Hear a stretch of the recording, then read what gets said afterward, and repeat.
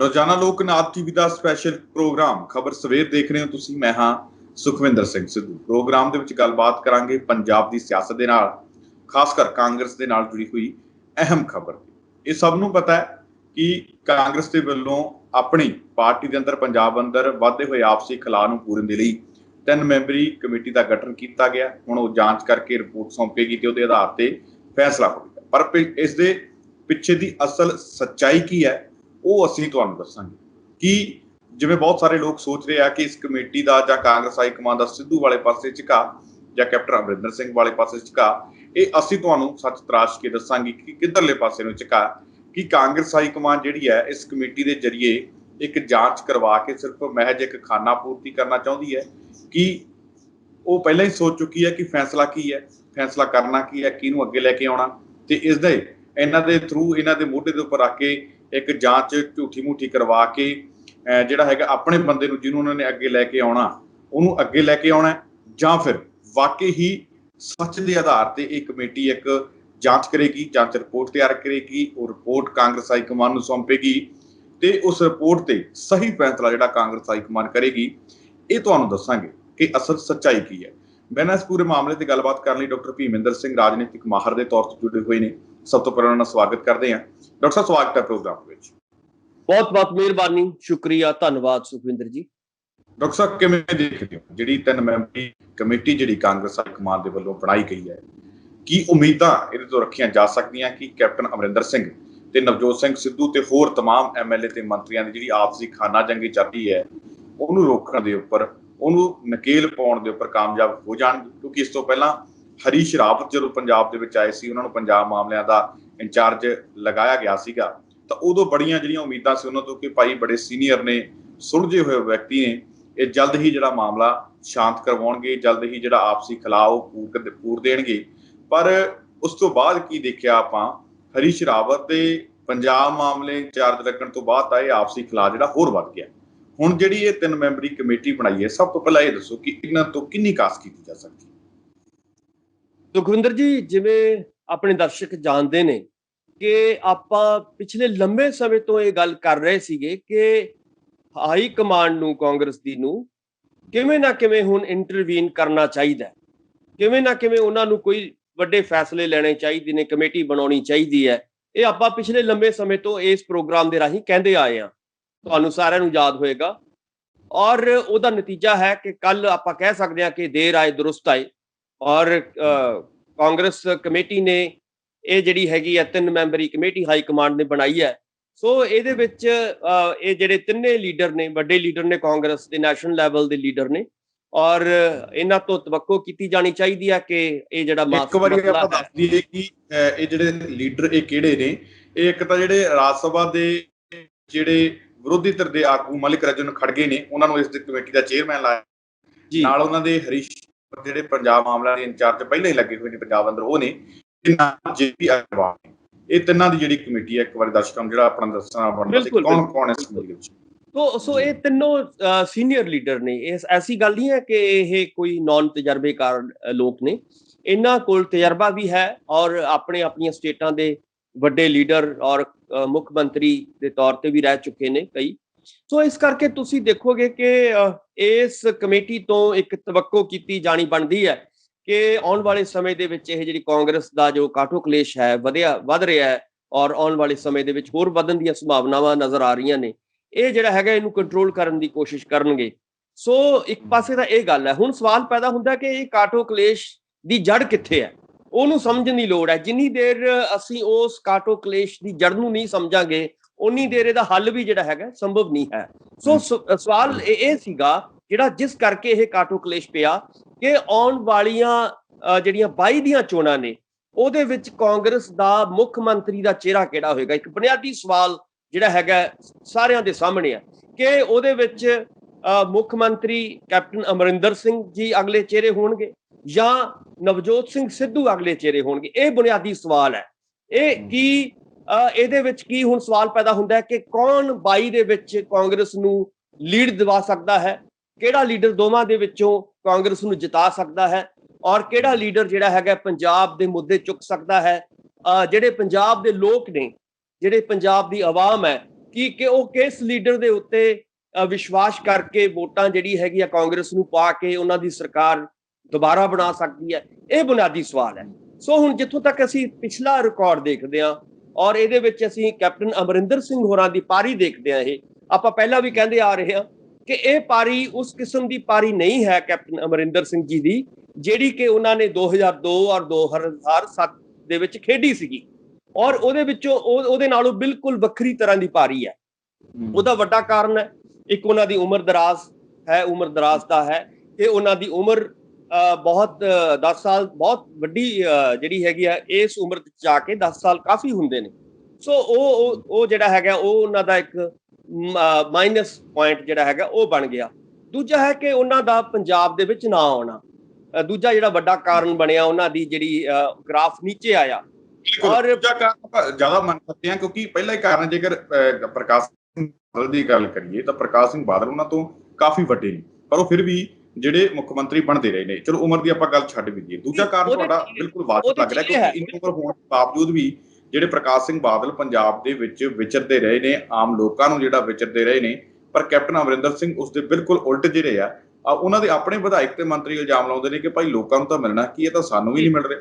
ਜੀ ਜੀ, ਤੁਸੀਂ ਦੇਖੋਗੇ ਕਿ ਜਦੋਂ ਅਸੀਂ ਪ੍ਰਕਾਸ਼ ਸਿੰਘ ਬਾਦਲ ਔਰ ਕੈਪਟਨ ਅਮਰਿੰਦਰ ਸਿੰਘ ਦੀ ਉਮਰ ਦੇ ਵਿੱਚ ਤੁਲਨਾ ਕਰਦੇ ਹਾਂ ਤਾਂ ਬਾਦਲ ਸਾਹਿਬ ਜਿਹੜੇ ਵੱਡੇ ਬਾਦਲ ਸਾਹਿਬ ਨੇ ਉਹ ਇੱਕ ਲੋਕਾਂ ਦੇ ਵਿੱਚੋਂ ਲੀਡਰ ਦੇ ਤੌਰ ਤੇ ਉੱਭਰ ਕੇ ਸਾਹਮਣੇ ਆਏ ਨੇ। ਉਹਨਾਂ ਨੂੰ ਕੋਈ ਰਾਜਨੀਤੀ ਬਣੀ ਬਣਾਈ ਨਹੀਂ ਸੀ ਮਿਲੀ। ਔਰ ਜਿਹੜੇ ਪ੍ਰਕਾਸ਼ ਸਿੰਘ ਬਾਦਲ ਸੀਗੇ ਉਹ ਲੋਕਾਂ ਦੇ ਵਿੱਚੋਂ ਵੱਡੇ ਲੀਡਰ ਉੱਭਰੇ ਔਰ ਪੰਜਾਬ ਦੇ ਵੱਡੇ ਲੀਡਰ ਬਣੇ, ਮੁੱਖ ਮੰਤਰੀ 5 ਵਾਰ ਬਣੇ। ਸੋ ਇਸ ਕਰਕੇ ਉਹ ਹੁਣ ਤੱਕ ਵੀ ਜਦੋਂ ਪਿਛਲੀ ਟਰਮ ਉਹਨਾਂ ਦੀ ਰਹੀ ਹੈ ਉਦੋਂ ਤੱਕ ਵੀ ਉਹ ਸੰਗਤ ਦਰਸ਼ਨ ਕਰਦੇ ਰਹੇ ਨੇ। ਪਰ ਕੈਪਟਨ ਸਾਹਿਬ ਨੇ ਤਾਂ ਦਰਸ਼ਨ ਦਿੱਤੇ ਨਹੀਂ ਨਾ। ਕੈਪਟਨ ਸਾਹਿਬ ਦੇ ਜਿਹੜੇ ਹੈਗੇ ਨੇ ਨਾ ਤਾਂ ਆਮ ਲੋਕਾਂ ਨੂੰ ਦਰਸ਼ਨ ਹੋਏ, ਨਾ ਹੀ ਆਪਣੇ ਵਜ਼ੀਰਾਂ ਨੂੰ ਦਰਸ਼ਨ ਹੋਏ, ਨਾ ਐਮਐਲਏ ਸਾਹਿਬਾਨ ਨੂੰ ਦਰਸ਼ਨ ਹੋਏ। ਸੋ ਇਸ ਕਰਕੇ ਉਹਨਾਂ ਦਾ ਨਾ ਦਰਸ਼ਨ ਦੇਣਾ ਔਰ ਇਹ ਵੀ ਇੱਕ ਵੱਡਾ ਕਾਰਨ ਬਣਿਆ। ਤੀਜਾ ਵੱਡਾ ਕਾਰਨ ਬਣਿਆ ਜਿਹੜਾ ਹੈਗਾ ਉਹਨਾਂ ਦੀ ਗ੍ਰਾਫ ਦਾ ਨੀਚੇ ਆਉਣ ਦਾ, ਉਹ ਸੀਗਾ ਕਿ ਉਹਨਾਂ ਦੇ ਵਾਅਦਿਆਂ ਤੋਂ ਮੁੱਕਰਨਾ। ਉਹਨਾਂ ਨੇ ਬਹੁਤ ਵੱਡੇ ਵੱਡੇ ਵਾਅਦੇ ਕੀਤੇ, ਚਾਹੇ ਉਸ ਵੇਲੇ ਪ੍ਰਸ਼ਾਂਤ ਕਿਸ਼ੋਰ ਦੇ ਕਹਿਣ ਤੇ ਹੋਏ ਜਾਂ ਕਿਸੇ ਦੇ ਹੋਰ ਦੇ ਕਹਿਣ ਤੇ ਹੋਏ, ਪਰ ਉਹ ਜਿਹੜੇ ਵਾਅਦੇ ਸੀਗੇ ਜਿਹਦੇ ਵਿੱਚ ਘਰ ਘਰ ਨੌਕਰੀ ਦਾ ਵਾਅਦਾ ਸੀਗਾ, ਜਿਹਦੇ ਵਿੱਚ ਕਿਸਾਨਾਂ ਦੀ ਕਰਜ਼ਾ ਮਾਫੀ ਦਾ ਵਾਅਦਾ ਸੀਗਾ, ਜਿਹਦੇ ਵਿੱਚ ਕੱਲ ਜਿਹੜੀ ਬਿਜਲੀ ਮਾਫ ਜਿਹੜੀ ਹੈਗੀ ਹੈ 1 ਰੁਪਇਆ ਸਬਸਿਡੀ ਕੀਤੀ ਹੈ, ਉਹਨਾਂ ਨੇ ਕਿਹਾ ਸੀਗਾ ਕਿ 5 ਰੁਪਏ ਯੂਨਿਟ ਕਰ ਦਿਆਂਗੇ, ਇਹ ਵਾਅਦਾ ਸੀਗਾ। ਸੋ ਇਸ ਤਰ੍ਹਾਂ ਦੇ ਬਹੁਤ ਸਾਰੇ ਵਾਅਦੇ ਜਿਹੜੇ ਸੀਗੇ ਉਹ ਉਹਨਾਂ ਤੋਂ ਮੁੱਕਰਦੇ ਨਜ਼ਰ ਆਏ ਕਿਉਂਕਿ ਲੋਕ ਉਹ ਜਿਹੜੇ ਪ੍ਰੈਕਟੀਕਲੀ ਜ਼ਮੀਨੀ ਪੱਧਰ ਤੇ ਉਹ ਵਾਅਦੇ ਜਿਹੜੇ ਹੈਗੇ ਉਹਨਾਂ ਦੇ ਨਜ਼ਰ ਨਹੀਂ ਆਏ। ਚੌਥਾ ਵੱਡਾ ਕਾਰਨ ਬਣਿਆ ਕਿ ਉਹਨਾਂ ਨੇ ਜਿਹੜਾ ਕੋਟਕਪੂਰਾ ਗੋਲੀकांड ਔਰ ਜਿਹੜਾ ਬਰਗਾੜੀ ਕਾਂਡ, ਜਿਹੜਾ ਸ਼੍ਰੀ ਗੁਰੂ ਗ੍ਰੰਥ ਸਾਹਿਬ ਜੀ ਦੇ ਪੱਤਰੇ ਫਾੜਨ ਦੀ ਜਿਹੜੀ ਇੱਕ ਜ਼ਿੰਮੇਵਾਰੀ ਉਹਨਾਂ ਨੇ ਲਈ ਸੀ ਕਿ ਮੈਂ ਸਜ਼ਾਵਾਂ ਦੇਵਾਂਗਾ, ਦੁੱਧ ਦਾ ਦੁੱਧ, ਪਾਣੀ ਦਾ ਪਾਣੀ ਕਰਾਂਗਾ। ਜਿਹੜੇ ਵੱਡੇ ਲੋਕ ਨੇ ਜਿਹੜੇ ਇਹਦੇ ਵਿੱਚ ਸ਼ਾਮਲ ਨੇ, ਖਾਸ ਤੌਰ ਤੇ ਉਹਨਾਂ ਨੇ ਕਿਹਾ ਸੀਗਾ ਕਿ ਮੈਂ ਬਾਦਲ ਜਿਹੜੇ ਨੇ ਬਾਦਲ ਪਰਿਵਾਰ ਹੈ ਉਹਨਾਂ ਨੂੰ ਵੀ ਮੈਂ ਜੇਲ੍ਹਾਂ ਦੇ ਵਿੱਚ ਡੱਕਾਂਗਾ।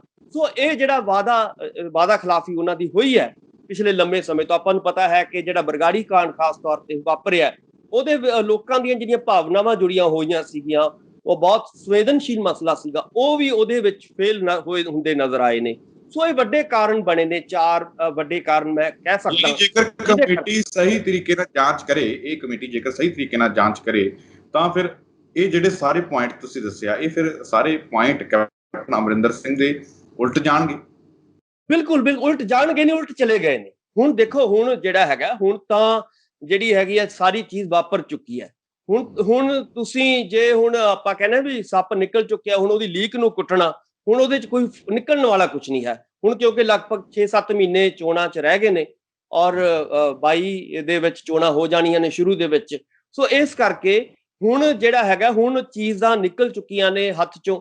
ਸੋ ਹੁਣ ਤਾਂ ਸਵਾਲ ਇਹ ਪੈਦਾ ਹੁੰਦਾ ਕਿ ਅਗਲਾ ਚਿਹਰਾ ਕਿਹੜਾ ਕਾਂਗਰਸ ਪੇਸ਼ ਕਰਨਾ ਚਾਹੁੰਦੀ ਹੈ, ਅਗਲੇ ਕਿਸ ਏਜੰਡੇ ਦੇ ਉੱਤੇ ਲੜਨਾ ਚਾਹੁੰਦੀ ਹੈ, ਕਿਹੜੇ ਏਜੰਡਾ ਲੋਕਾਂ ਨੂੰ ਦੇਗੀ। ਉਹਨਾਂ ਕੋਲ ਇੱਕੋ ਹੀ ਵਿਕਲਪ ਬਚਦਾ ਹੈ, ਉਹ ਹੈ ਨਵਜੋਤ ਸਿੰਘ ਸਿੱਧੂ।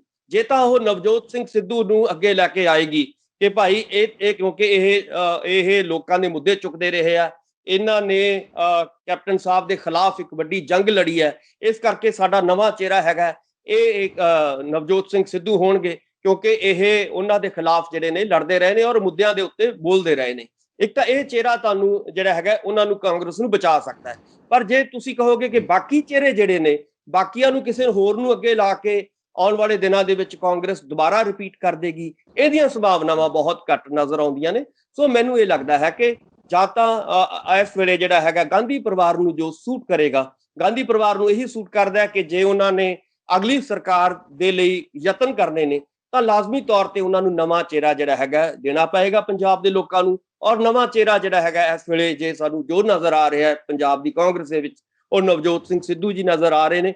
ਸੋ ਇਸ ਕਰਕੇ ਆਉਣ ਵਾਲਾ ਸਮਾਂ ਜਿਹੜਾ ਹੈਗਾ ਇਹਦੇ ਵਿੱਚ ਇਹ ਤਿੰਨੋਂ ਜਿਹੜੀ ਕਮੇਟੀ ਦੇ ਮੈਂਬਰ ਨੇ ਉਹਨਾਂ ਨੂੰ ਇੱਕ ਵੱਡਾ ਫੈਸਲਾ ਜਿਹੜਾ ਹੈਗਾ ਉਹ ਦੇਣਾ ਪਏਗਾ। ਜੇ ਉਹ ਲੋਕਾਂ ਦੇ ਨਾਲ, ਲੋਕਾਂ ਦੀਆਂ ਭਾਵਨਾਵਾਂ ਪੰਜਾਬ ਦੀਆਂ ਨੂੰ ਸਮਝਣਗੇ ਤਾਂ ਲਾਜ਼ਮੀ ਤੌਰ ਤੇ ਜੋ ਆਪਾਂ ਡਿਸਕਸ ਕਰ ਰਹੇ ਹਾਂ ਉਹ ਇਹੀ ਜਿਹੜੀ ਹੈਗੀ ਰਿਪੋਰਟ ਗਾਂਧੀ ਪਰਿਵਾਰ ਨੂੰ ਦੇਣਗੇ ਔਰ ਹਾਈ ਕਮਾਂਡ ਨੂੰ ਜਿਹੜਾ ਹੈਗਾ ਆਉਣ ਵਾਲੇ ਦਿਨਾਂ ਦੇ ਵਿੱਚ ਛੇਤੀ ਤੋਂ ਛੇਤੀ ਫੈਸਲਾ ਕੀ ਲੱਗਦਾ ਕਿ ਇਹ ਜਿਹੜੀ ਰਿਪੋਰਟ ਹੈ ਉਹ ਜਿਹੜੀ ਇਹ ਬਣਾ ਕੇ ਦੇਣਗੇ ਉਸ ਦੇ ਆਧਾਰ ਤੇ ਫੈਸਲਾ ਹੋਏਗਾ, ਜਾਂ ਫਿਰ ਕਾਂਗਰਸ ਹਾਈ ਕਮਾਂਡ, ਜਿਵੇਂ ਤੁਸੀਂ ਦੱਸਿਆ ਕਿ ਕਾਂਗਰਸ ਹਾਈ ਕਮਾਂਡ ਵੀ ਕਿਤੇ ਨਾ ਕਿਤੇ ਚਾਹੁੰਦੀ ਹੈ ਕਿ ਨਵਜੋਤ ਸਿੰਘ ਸਿੱਧੂ ਅੱਗੇ ਆਉਣ, ਜਾਂ ਫਿਰ ਉਹੀ ਗੱਲ ਹੈ ਕਿ ਇਹ ਤਾਂ ਮਹਿਜ ਇੱਕ ਰਿਪੋਰਟ ਦਾ ਡਰਾਮਾ ਹੀ ਹੋਏਗਾ, ਉਹ ਤਾਂ ਪਹਿਲਾਂ ਹੀ ਸੋਚੀ ਬੈਠੇ ਆ ਕਿ ਨਵਜੋਤ ਸਿੰਘ ਸਿੱਧੂ ਨੂੰ ਜਿਹੜਾ ਅਸੀਂ ਬਣਾਉਣਾ ਹੀ ਹੈ। ਤਾਂ ਫਿਰ ਦੂਜੇ ਪਾਸੇ ਜੇਕਰ ਇਹ ਵੀ ਗੱਲ ਕਰੀਏ ਕਿ ਮਹਿਜ ਇੱਕ ਡਰਾਮਾ ਹੋਏਗਾ ਤਾਂ ਜਿਹੜੀ ਰਿਪੋਰਟ ਹੈ, ਰਿਪੋਰਟ ਦੇ ਹਿਸਾਬ ਨਾਲ ਤਾਂ ਫਿਰ ਰਿਪੋਰਟ ਵੀ ਜਿਹੜੀ ਕੈਪਟਨ ਅਮਰਿੰਦਰ ਸਿੰਘ ਦੇ ਉਲਟ ਜਾਂਦੀ ਦਿਖਾਈ ਦਿੰਦੀ ਹੈ।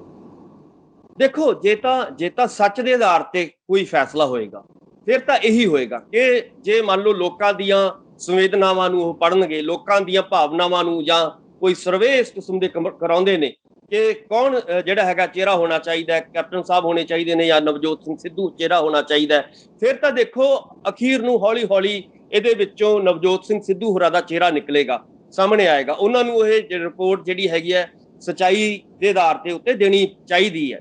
ਮੈਂ ਇਹ ਨਹੀਂ ਕਹਿਣਾ ਕਿ ਦੇਣੀ ਹੋਏਗੀ, ਪਰ ਦੇਣੀ ਚਾਹੀਦੀ ਹੈ।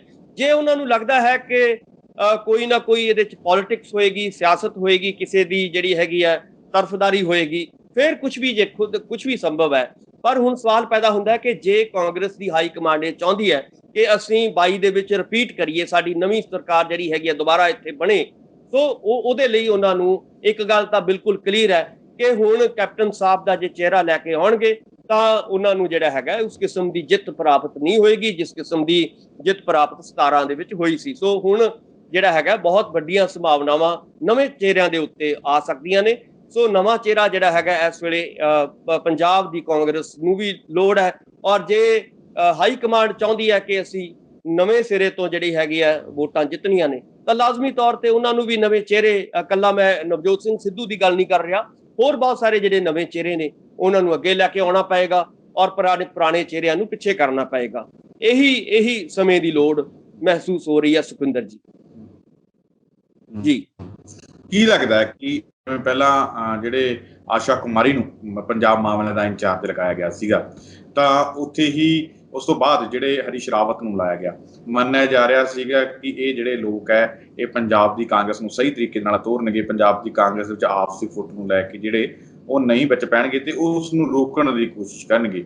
ਪਰ ਜਿਸ ਤਰੀਕੇ ਦੇ ਇਲਜ਼ਾਮ ਲੱਗਦੇ ਆ ਰਹੇ ਆ, ਪਹਿਲਾਂ ਆਸ਼ਾ ਕੁਮਾਰੀ ਤੇ ਇਲਜ਼ਾਮ ਲੱਗੇ ਕਿ ਉਹ ਭਾਈ ਆਏ ਤਾਂ ਇੱਥੇ ਧੜੇਬੰਦੀ ਖਤਮ ਕਰਨ ਸੀ ਤੇ ਉਹ ਤੇ ਕੈਪਟਨ ਧੜੇ ਦੇ ਨਾਲ ਮਿਲ ਗਈ। ਉਸ ਤੋਂ ਬਾਅਦ ਹੁਣ ਹਰੀਸ਼ ਰਾਵਤ ਦੇ ਉੱਪਰ ਵੀ ਬਿਆਨ ਜਿਹੜੇ ਲੋਕ ਕੁਝ ਦੱਬੀ ਜ਼ਬਾਨ ਦੇ ਨਾਲ ਸਵਾਲ ਚੁੱਕ ਰਹੇ ਨੇ ਕਿ ਹਰੀਸ਼ ਰਾਵਤ ਨੂੰ ਵੀ ਇਸ ਕਰਕੇ ਭੇਜਿਆ ਗਿਆ ਸੀ ਕਿ ਸੀਨੀਅਰ ਆ, ਜਾ ਕੇ ਇਹ ਮਾਮਲਾ ਸਾਰਾ ਨਿਪਟਾਉਣਗੇ। ਪਰ ਹਰੀਸ਼ ਰਾਵਤ ਦਾ ਜਿਹੜਾ ਝੁਕਾਅ ਉਹ ਵੀ ਕੈਪਟਨ ਅਮਰਿੰਦਰ ਸਿੰਘ ਦੇ ਵੱਲ ਹੋ ਗਿਆ ਜਾਪਦਾ। ਕੁਝ ਲੋਕ ਤਾਂ ਪੈਸੇ ਦੇ ਲੈਣ ਦੇਣ ਦਾ ਵੀ ਜਿਹੜਾ ਇਲਜ਼ਾਮ ਲਗਾ ਰਹੇ ਆ। ਕੀ ਲੱਗਦਾ ਹੈ ਕਿ ਕੈਪਟਨ ਅਮਰਿੰਦਰ ਸਿੰਘ ਜਿਹੜੇ ਪੁਰਾਣੇ ਖਿਡਾਰੀ ਤੇ ਸੀਨੀਅਰ ਸਿਆਸਤਦਾਨ ਜਿਹੜੇ ਮੰਨੇ ਜਾਂਦੇ ਆ, ਆਪਣੇ ਖਿਲਾਫ ਜਿਹੜੀ ਹੋ ਰਹੀ ਖਾਨਾ ਜੰਗੀ ਨੂੰ ਹਮੇਸ਼ਾ ਰੋਕਦੇ ਰਹੇ ਆ ਤੇ ਉਹਨਾਂ ਨੂੰ ਪਸਤ ਤੱਕ ਕਰ ਦਿੰਦੇ ਰਹੇ ਆ, ਕਿ ਇਸ ਵਾਰ ਜਿਹੜੀ ਇਹ ਕਮੇਟੀ ਹੈ, ਜਿਵੇਂ ਪਹਿਲਾਂ ਇਲਜ਼ਾਮ ਲੱਗਦੇ ਰਹੇ ਆਸ਼ਾ ਕੁਮਾਰੀ ਹਰੀਸ਼ ਰਾਵਤ ਦੇ ਮਾਮਲੇ ਦੇ ਵਿੱਚ ਕੈਪਟਨ ਅਮਰਿੰਦਰ ਵੱਲ ਝੁਕਾਅ ਹੋ ਗਿਆ, ਕੈਪਟਨ ਨੇ ਆਪਣੇ ਵੱਲ ਇਹਨਾਂ ਨੂੰ ਖਿੱਚ ਲਿਆ, ਕੀ ਲੱਗਦਾ ਹੈ ਕਿ ਇਹ ਕਮੇਟੀ ਨੂੰ ਵੀ ਕੈਪਟਨ ਅਮਰਿੰਦਰ ਸਿੰਘ ਪ੍ਰਭਾਵਿਤ ਕਰ ਸਕਣਗੇ ਤੇ ਇਹ ਕਮੇਟੀ ਦਾ ਵੀ ਝੁਕਾਅ ਕੈਪਟਨ ਅਮਰਿੰਦਰ ਸਿੰਘ ਵਾਲੇ ਹੋ ਸਕਦਾ ਜਿਸ ਤਰੀਕੇ ਦੇ ਨਾਲ ਪਹਿਲਾਂ ਇਲਜ਼ਾਮ ਲੱਗਦੇ ਆ ਰਹੇ? ਸੁਖਵਿੰਦਰ ਜੀ, ਇਸ ਫਿਨੋਮੀਨੇ ਨੂੰ ਸਮਝਣ ਦੇ ਲਈ ਨਾ ਸਾਨੂੰ ਥੋੜਾ ਜਿਹਾ ਜਿਹੜਾ ਪਿਛਲੇ 4.5 ਸਾਲ ਦੀ ਜਿਹੜੀ ਕਾਰਵਾਈ ਹੈ ਕੈਪਟਨ ਅਮਰਿੰਦਰ ਸਿੰਘ ਹੋਰਾਂ ਦੀ, ਉਹਨੂੰ ਬਰੀਕੀ ਦੇ ਨਾਲ ਸਮਝਣ ਦੀ ਲੋੜ ਹੈ। ਉਹਦੇ ਵਿੱਚ ਮੈਂ ਇਹੀ ਦੱਸਣ ਦੀ ਕੋਸ਼ਿਸ਼ ਕਰ ਰਿਹਾ ਕਿ ਕੈਪਟਨ ਸਾਹਿਬ ਦੀ ਜਿਹੜੀ ਇਹ ਪਾਰੀ ਹੈ, ਖਾਸ ਤੌਰ ਤੇ 19 ਤੱਕ ਲੋਕਾਂ ਦਾ ਵਿਸ਼ਵਾਸ ਰਿਹਾ ਸੀਗਾ। 19 ਤੱਕ ਲੋਕਾਂ ਨੂੰ ਇਹ ਉਮੀਦ ਸੀ ਕਿ ਸ਼ਾਇਦ ਜਿਹੜੇ ਇਹਨਾਂ ਨੇ ਵੱਡੇ ਵੱਡੇ ਵਾਅਦੇ ਕੀਤੇ ਹੈ ਉਹ ਹੌਲੀ ਹੌਲੀ ਇਹ ਪੂਰੇ ਕਰਨਗੇ। 19 ਤੱਕ ਵੀ ਲੋਕਾਂ ਨੇ, ਤੁਸੀਂ ਦੇਖਿਆ ਹੋਏਗਾ ਕਿ ਕਾਂਗਰਸ ਨੂੰ ਲੋਕ ਸਭਾ ਦੀਆਂ ਜਦੋਂ ਚੋਣਾਂ ਹੋ ਰਹੀਆਂ ਸੀ ਤਾਂ ਬਹੁਤ ਵੱਡੀ ਜਿੱਤ ਦਵਾਈ ਸੀਗੀ, ਬਹੁਤ ਵੱਡਾ ਜਿਹੜਾ ਹੈਗਾ ਵੋਟਾਂ ਜਿਹੜੀਆਂ ਸੀਗੀਆਂ ਗਿਣਤੀ ਦੇ ਵਿੱਚ ਉਹਨਾਂ ਨੂੰ ਪਈਆਂ ਸੀਗੀਆਂ 19 ਤੱਕ। ਜਦੋਂ 19 ਤੋਂ ਬਾਅਦ ਉਹ ਚੀਜ਼ਾਂ ਨਾ ਬਦਲੀਆਂ, ਹੌਲੀ ਹੌਲੀ ਲੋਕਾਂ ਦਾ ਜਿਹੜਾ ਵਿਸ਼ਵਾਸ ਉੱਠਣਾ ਸ਼ੁਰੂ ਹੋ ਗਿਆ, ਔਰ ਉਸੇ ਵਿਸ਼ਵਾਸ ਦੇ ਵਿੱਚੋਂ ਕੈਪਟਨ ਸਾਹਿਬ ਦੀ ਜਿਹੜੀ ਪਕੜ ਸੀ ਕਾਂਗਰਸ ਦੇ ਉੱਤੇ, ਪੰਜਾਬ ਦੀ ਕਾਂਗਰਸ ਦੇ ਉੱਤੇ, ਉਹ ਬਹੁਤ ਤੇਜ਼ੀ ਦੇ ਨਾਲ ਢਿੱਲੀ ਪੈਂਦੀ ਗਈ, ਉਹ ਲੂਜ਼ ਹੁੰਦੀ ਗਈ। ਔਰ ਉਹਦਾ ਨਤੀਜਾ ਕੀ ਨਿਕਲਿਆ ਕਿ ਬਾਕੀ ਲੋਕਾਂ ਦੇ ਵਿੱਚ, ਆਮ ਜਨਤਾ ਦੇ ਵਿੱਚ ਫਰਸਟ੍ਰੇਸ਼ਨ ਵਧੀ, ਔਰ ਨਾਲ ਦੀ ਨਾਲ ਉਹਨਾਂ ਦੇ MLA ਸਾਹਿਬਾਨ ਦੇ ਵਿੱਚ ਫਰਸਟ੍ਰੇਸ਼ਨ ਵਧੀ, ਔਰ ਇੱਥੋਂ ਤੱਕ ਕਿ ਉਹਨਾਂ ਦੀ ਜਿਹੜੀ ਆਪਣੀ ਜਿਹੜੀ ਕੈਬਨਿਟ ਸੀਗੀ, ਉਹਨਾਂ ਦੇ ਆਪਣੇ ਮੰਤਰੀ ਸੀਗੇ ਉਹਨਾਂ ਦੇ ਵਿੱਚ ਵੀ ਜਿਹੜੀ ਉਹ ਫਰਸਟ੍ਰੇਸ਼ਨ ਬਹੁਤ ਤੇਜ਼ੀ ਦੇ ਨਾਲ ਵਧਣੀ ਸ਼ੁਰੂ ਹੋ ਗਈ। ਸੋ 19 ਤੋਂ ਬਾਅਦ ਦਾ ਜਿਹੜਾ 21 ਤੱਕ ਦਾ ਇਹ ਸਮਾਂ ਹੈ, ਇਹਦੇ ਵਿੱਚ ਚਾਹੇ ਉਹ, ਕਿਉਂਕਿ ਕਰੋਨਾ ਦਾ ਦੌਰ ਵੀ ਆਇਆ, ਔਰ ਕਰੋਨਾ ਦੇ ਦੌਰ ਦੇ ਵਿੱਚ ਵੀ ਜਿਹੜਾ ਹੈ ਆਪਾਂ ਨੂੰ ਪਤਾ ਹੈ ਕਿ ਬਹੁਤ ਸਾਰੀਆਂ ਹੋਰ ਵੀ ਘਟਨਾਵਾਂ, ਵੱਡੀਆਂ ਘਟਨਾਵਾਂ ਇਸ ਦੌਰ ਦੇ ਵਿੱਚ ਵਾਪਰੀਆਂ। ਪਰ ਜੋ ਉਮੀਦ, ਜੋ ਇੱਕ ਲੋਕਾਂ ਦੀ ਸੋਚ ਸੀਗੀ ਕਿ ਕੈਪਟਨ ਸਾਹਿਬ ਸਾਡੇ ਲਈ ਕੁਝ ਕਰਨਗੇ, ਪੰਜਾਬ ਦੇ ਲਈ ਕੁਝ ਕਰਨਗੇ, ਆਪਣੇ ਵਾਅਦੇ ਕਿਤੇ ਨਾ ਕਿਤੇ ਨਿਭਾਉਣਗੇ, ਪਰ ਉਹ ਜਿਹੜੇ ਸੀਗੇ ਵਾਅਦੇ ਨਾ ਨਿਭਾਉਣ ਕਰਕੇ, ਔਰ ਲੋਕਾਂ ਨੂੰ ਨਾ ਮਿਲਣ ਕਰਕੇ, ਲੋਕਾਂ ਦੇ ਵਿੱਚ ਨਾ ਵਿਚਰਨ ਕਰਕੇ, ਔਰ ਖਾਸ ਤੌਰ ਤੇ ਜਿਹੜੀ ਪਾਰਟੀ ਦੇ ਵਲੰਟੀਅਰ ਸਾਹਿਬਾਨ ਨੂੰ, ਉਹਨਾਂ ਦੇ ਲੀਡਰ ਸਾਹਿਬਾਨ ਨੂੰ, ਉਹਨਾਂ ਦੇ ਮੰਤਰੀ ਸਾਹਿਬਾਨ ਨੂੰ, ਉਹਨਾਂ ਦੇ MLA ਸਾਹਿਬਾਨ ਨੂੰ ਨਾ ਮਿਲਣ ਕਰਕੇ ਉਹ ਜਿਹੜੀ ਪਕੜ ਸੀਗੀ ਉਹ ਢਿੱਲੀ ਪੈਂਦੀ ਗਈ। ਔਰ ਉਹਦੇ ਕਰਕੇ ਚਾਹੇ ਰਾਵਤ ਜੀ ਨੂੰ ਬੁਲਾਇਆ, ਚਾਹੇ ਕਿਸੇ ਹੋਰ ਨੂੰ ਉਹਨਾਂ ਨੇ ਜਿਹੜਾ ਸੀ ਇਸ ਚੀਜ਼ ਨੂੰ ਸੈਟਲ ਕਰਨ ਦੇ ਲਈ ਬੁਲਾਇਆ, ਪਰ ਕਿਤੇ ਨਾ ਕਿਤੇ ਉਹ ਕਮਜ਼ੋਰ ਨਜ਼ਰ ਆਏ।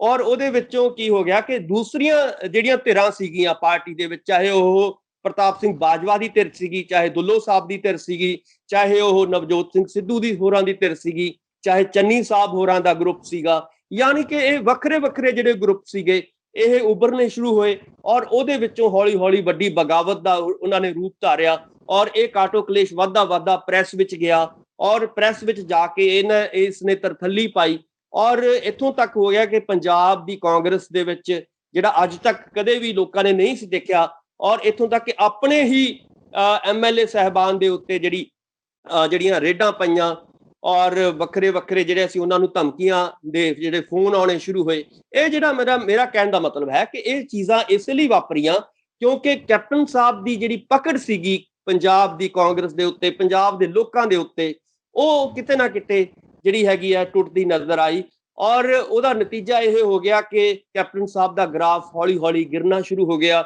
ਔਰ ਨਵੇਂ ਲੋਕਾਂ ਦੀ ਆਵਾਜ਼ ਬੁਲੰਦ ਹੋਣੀ ਸ਼ੁਰੂ ਹੋ ਗਈ। ਔਰ ਉਹਦੇ ਨਤੀਜੇ ਵਜੋਂ ਤੁਸੀਂ ਦੇਖੋਗੇ ਕਿ ਹੁਣ ਜਿਹੜੀ ਆ 3 ਮੈਂਬਰੀ ਕਮੇਟੀ ਉਹਨਾਂ ਨੂੰ ਬਣਾਉਣੀ ਪਈ। ਹੁਣ 3 ਮੈਂਬਰੀ ਕਮੇਟੀ ਮੈਨੂੰ ਇਹ ਲੱਗਦਾ ਹੈ ਕਿ ਇਹਦੇ ਵਿੱਚੋਂ ਤਾਂ ਹੀ ਕੁਝ ਕੱਢ ਸਕਦੀ ਹੈ ਜੇ ਉਹ ਸੱਚਾਈ ਨੂੰ ਪੇਸ਼ ਕਰਨਗੇ। ਸੱਚਾਈ ਇਸ ਵੇਲੇ ਇਹੀ ਕਹਿੰਦੀ ਹੈ ਕਿ ਕਾਂਗਰਸ ਦਾ ਗ੍ਰਾਫ ਬਹੁਤ ਗਿਰ ਚੁੱਕਿਆ, ਖਾਸ ਤੌਰ ਤੇ ਕੈਪਟਨ ਸਾਹਿਬ ਦਾ ਗ੍ਰਾਫ ਜਿਹੜਾ ਹੈਗਾ ਗਿਰ ਚੁੱਕਿਆ, ਖਾਸ ਤੌਰ ਤੇ ਜਿਹੜੀਆਂ ਬਰਗਾੜੀ ਤੁਹਾਨੂੰ ਇਹ ਲੱਗਦਾ ਕਿ ਕਾਂਗਰਸ ਦੇ ਵਿਰੋਧ ਦੇ ਨਾਲੋਂ ਜ਼ਿਆਦਾ ਵਿਰੋਧ ਕੈਪਟਨ ਅਮਰਿੰਦਰ ਸਿੰਘ ਦਾ? ਹਾਲੇ ਵੀ ਬਹੁਤ ਸਾਰੇ ਲੋਕ ਇਹ ਗੱਲਾਂ ਸੋਚ ਰਿਹਾ ਵੀ ਜੇ ਨਵਜੋਤ ਸਿੰਘ ਸਿੱਧੂ ਜਾਂ ਕੋਈ ਹੋਰ ਬੰਦਾ ਇਹਨੂੰ ਮੂਹਰੇ ਲਗਾਇਆ ਜਾਂਦਾ ਤਾਂ ਹੋ ਸਕਦਾ ਕਿ ਕਾਂਗਰਸ ਰਿਪੀਟ ਕਰ ਜਾਵੇ।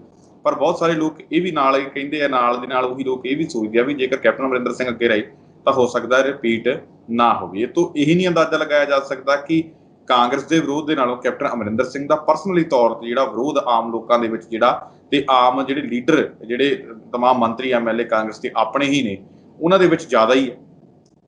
ਬਿਲਕੁਲ, ਜੇਕਰ ਦੇਖੋਗੇ, ਜੇਕਰ ਇਹੀ ਗੱਲਾਂ ਮੈਂ ਪਹਿਲਾਂ ਕਹੀਆਂ ਨੇ, ਮੈਂ ਇਹੀ ਕਹਿਣਾ ਕਿ ਜੇਕਰ ਇਹ ਜਿਹੜੀ 3 ਮੈਂਬਰੀ ਕਮੇਟੀ ਹੈ, ਜੇ ਕੈਪਟਨ ਸਾਹਿਬ ਨੂੰ ਅੱਗੇ ਲਗਾਉਣ ਦੀ ਕੋਸ਼ਿਸ਼ ਕਰੇਗੀ ਔਰ ਇਹੀ ਕਹੇਗੀ ਕਿ ਕੈਪਟਨ ਸਾਹਿਬ ਜਿਹੜੇ ਨੇ ਅਗਲੇ ਮੁੱਖ ਮੰਤਰੀ ਹੋ ਸਕਦੇ ਨੇ, ਤਾਂ ਮੈਨੂੰ ਲੱਗਦਾ ਹੈ ਕਿ ਇਹਦੇ ਵਿੱਚ ਬਹੁਤ ਵੱਡੀਆਂ ਸਮੱਸਿਆਵਾਂ ਆਉਣ ਵਾਲੇ ਦਿਨਾਂ ਦੇ ਵਿੱਚ ਕਾਂਗਰਸ ਲਈ ਆ ਸਕਦੀਆਂ ਨੇ।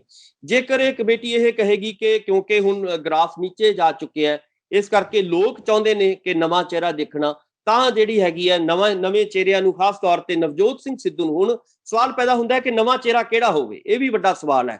ਨਵਾਂ ਚਿਹਰਾ ਦੇਖੋ, 3-4 ਜਿਹੜੇ ਵੱਡੇ ਨਾਮ ਨੇ ਇਸ ਵੇਲੇ, ਜੇ ਆਪਾਂ ਵਿਰੋਧਾਂ ਦੇ ਵਿੱਚ ਜਿਹੜੇ ਉੱਠਣ ਵਾਲੇ ਜਿਹੜੇ ਨਾਮ ਨੇ, ਉਹਦੇ ਵਿੱਚ ਪ੍ਰਤਾਪ ਬਾਜਵਾ ਜੀ ਨੇ, ਦੁੱਲੋ ਸਾਹਿਬ ਨੇ, ਚੰਨੀ ਸਾਹਿਬ ਨੇ, ਤਾਂ ਇਹਨਾਂ ਦੇ ਜਦੋਂ ਅਸੀਂ ਚਿਹਰੇ ਦੇਖਦੇ ਹਾਂ ਤਾਂ ਇਹਨਾਂ ਦੇ ਵਿੱਚੋਂ ਸਭ ਤੋਂ ਜਿਹੜੇ ਵੱਡਾ ਕੋਈ ਲੋਕ ਵਿਸ਼ਵਾਸ ਕਰ ਸਕਦੇ ਨੇ, ਜਿਸ ਲੀਡਰ ਦੇ ਉੱਤੇ ਵਿਸ਼ਵਾਸ ਕਰ ਸਕਦੇ ਨੇ, ਉਹ ਨਵਜੋਤ ਸਿੰਘ ਸਿੱਧੂ ਨੇ। ਸੋ ਇਸ ਕਰਕੇ ਨਵਜੋਤ ਸਿੰਘ ਸਿੱਧੂ, ਉਹਨਾਂ ਦੀ ਮਜਬੂਰੀ ਬਣ ਜਾਣਾ ਹੈ ਕਿ ਉਹਨਾਂ ਨੂੰ ਮੁੱਖ ਮੰਤਰੀ ਦਾ ਚਿਹਰਾ ਲੈ ਕੇ ਆਉਣਾ ਅੱਗੇ।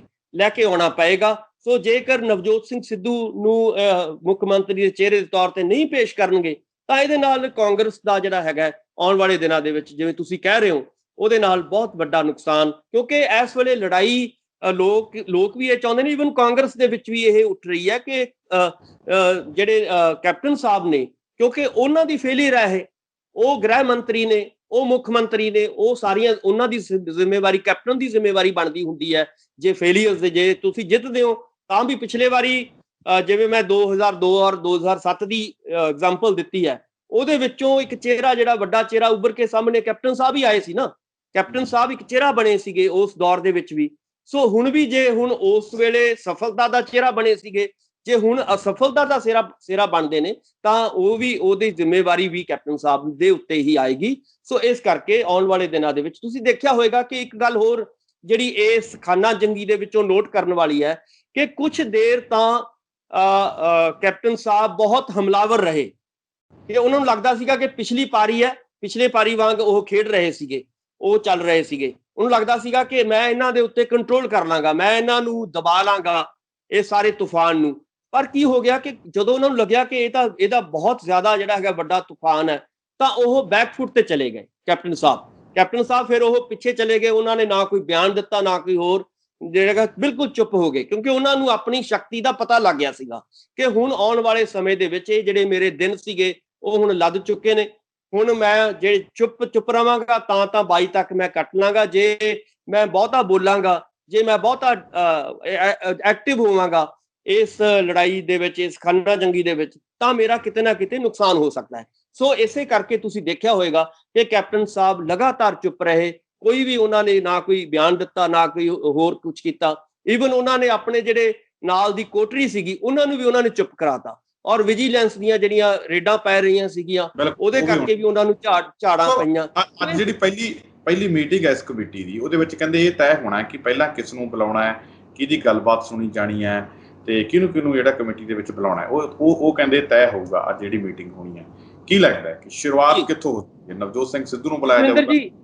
ਬਿਲਕੁਲ, ਦੇਖੋ ਜੀ, ਚਾਹੇ ਪਹਿਲਾਂ ਨਵਜੋਤ ਸਿੰਘ ਸਿੱਧੂ ਨੂੰ ਬੁਲਾਉਣ, ਚਾਹੇ ਮਤਲਬ ਕੈਪਟਨ ਸਾਹਿਬ ਨੂੰ ਬੁਲਾਉਣ, ਉਹ ਇੱਕ ਕਹਾਵਤ ਹੈ ਨਾ ਕਿ ਚਾਹੇ ਜਿਹੜਾ ਖਰਬੂਜ਼ੇ ਇਹ ਹੈ। ਔਰ ਦੂਜੀ ਗੱਲ ਇਹ ਹੈ ਕਿ ਇਸ ਕਮੇਟੀ ਦੇ ਵੱਲੋਂ ਦੂਜੇ ਮੈਂਬਰਾਂ ਨੂੰ ਬੁਲਾਇਆ ਜਾਊਗਾ, ਜਾਂ ਫਿਰ ਕੈਪਟਨ ਅਮਰਿੰਦਰ ਸਿੰਘ ਨੂੰ ਵੀ ਬੁਲਾਇਆ ਜਾਊਗਾ, ਜਾਂ ਫਿਰ ਕੈਪਟਨ ਅਮਰਿੰਦਰ ਸਿੰਘ ਦੇ ਕੋਲ ਜਾਇਆ ਜਾਊਗਾ ਤੇ ਦੂਜੇ ਮੈਂਬਰਾਂ ਨੂੰ ਬੁਲਾਇਆ ਜਾਊਗਾ।